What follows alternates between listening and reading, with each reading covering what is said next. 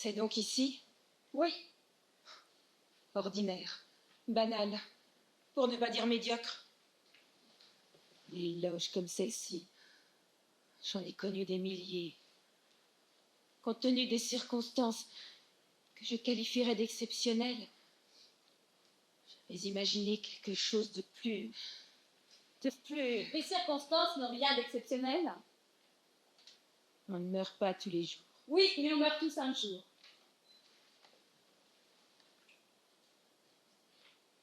Qui êtes-vous en réalité? Pourquoi voulez-vous que je sois quelqu'un en réalité? Jamais je n'aurais imaginé cela. J'ai du mal à comprendre. Soit tu es plus intelligente que je ne le pensais, ce dont je doute, soit j'ai régressé. Les vieilles gens sont aussi remarquables qu'elles ne voient dans la vieillesse qu'un costume. Ils se rapetissent, ils se dégradent, ils se rident, ils se flétrissent, ils se fanent. Ils gênent, bien évidemment, mais ce n'est qu'un costume. Et en cela, ils rassurent. On en oublie ce qu'ils cachent. Je vois, donc j'ai régressé. Je ne me suis pas vue vieillir du dedans. Laisse-moi terminer. Le dedans vol d'or, tout aussi obscène, tout aussi poussière, mais je ne savais rien. Je n'ai pas vu la pancarte changement de propriétaire. Tu te rends compte?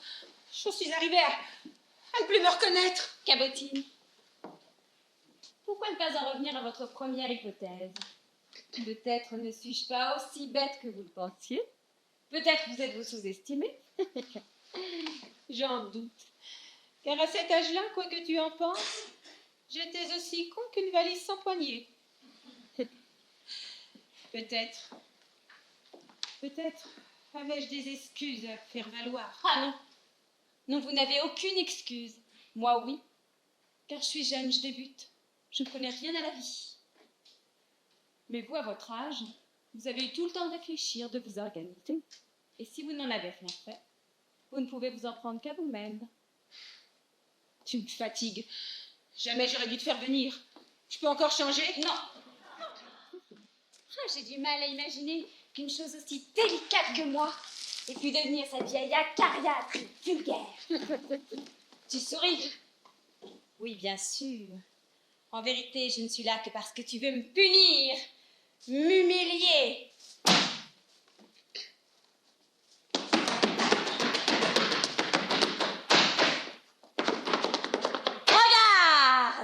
Regarde ce que tu es devenue.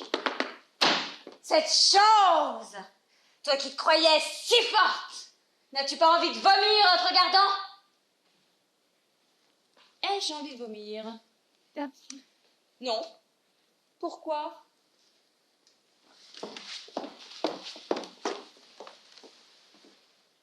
Parce que tu me vois avec tes yeux et non avec les miens. Parce que tu ne crois pas en ce que tu vois. Parce que tu regardes droit devant toi et forcément la tête est vide. Tu es incapable de voir plus loin que le bout de ton nez. Parce que tu n'es rien. 5 minutes! Pas plus. Je vais demander un public. Tu l'as? Ce n'est pas un vrai public. C'est un décor. Et alors? Qu'aurais-tu fait d'un vrai public? Très cher public, cela fait plus d'un demi-siècle que je chante pour vous. Mais aujourd'hui, c'est différent. Car aujourd'hui, j'ai à vous parler. Je tiens tout d'abord à m'excuser de n'avoir pas été celle que je voulais être. Bon, alors ça, ma vieille, que tu te sois trompée ou non, le public s'en fout. Il n'y a que toi que ça peut intéresser. Et tu le sais, parce que je suis là.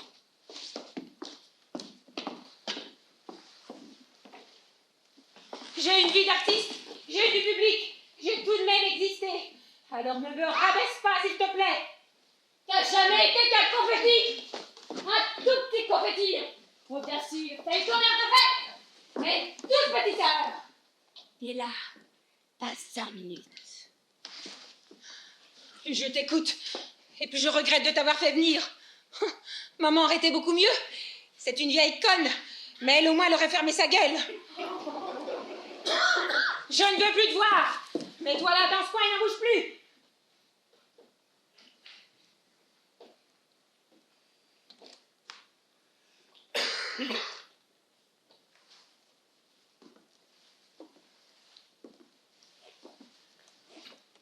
Dis-moi, que restera-t-il de toi après? Rien. Que pourrait-il rester de vous après? Mais cette loge, ces costumes, à qui dois-je cette ultime pirouette? Ah mais j'en sais rien, moi. Je suis là que parce que vous avez demandé à ce que je sois là. Je fais partie du lot, rien de plus. Un lieu, un souvenir, une présence, et 5 minutes. Mais il y a forcément quelque chose ou quelqu'un derrière tout ça. Un maître d'œuvre. Peut-être. Mais peut-être n'y a-t-il personne si ce n'est toi. Moi? La musique. Je veux de la musique. Vous l'aurez. Je vais me battre. Oh oui, je vais me battre. Vous ne m'aurez pas aussi facilement. Pathétique. La ferme. C'est rassurant, n'est-ce pas, que de pouvoir croire à un tireur de ficelles. On l'interpelle, on le supplie. Tu m'emmerdes.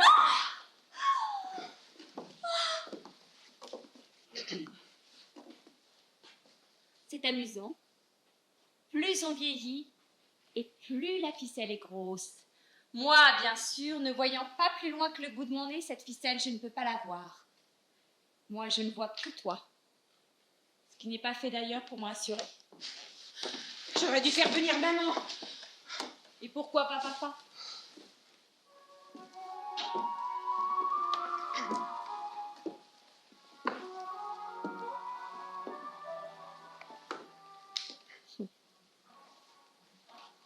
Voilà, c'est ça. Près des remparts de Séville, chez mon ami Lila Spastia, j'irai danser la segue d'ivoire du Manzanilla. J'irai chez mon ami Lila Spastia.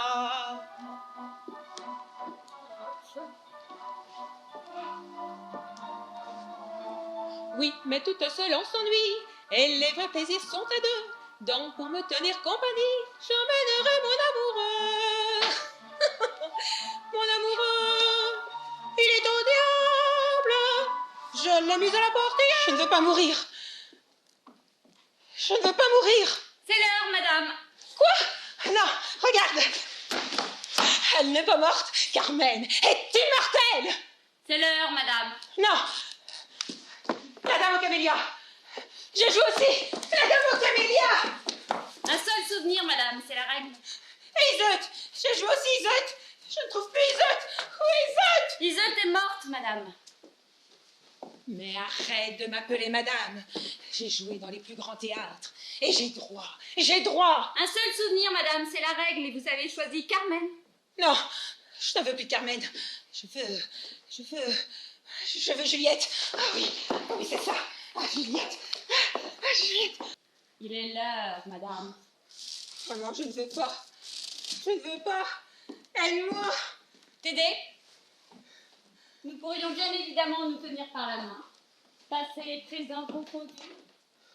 Mais à quoi bon? Tu ne me reconnais plus, et moi je ne te connais pas. Mais tu ne peux tout de même pas me laisser crever comme ça. Qu'attends-tu de moi? Garce. Sale petite garce.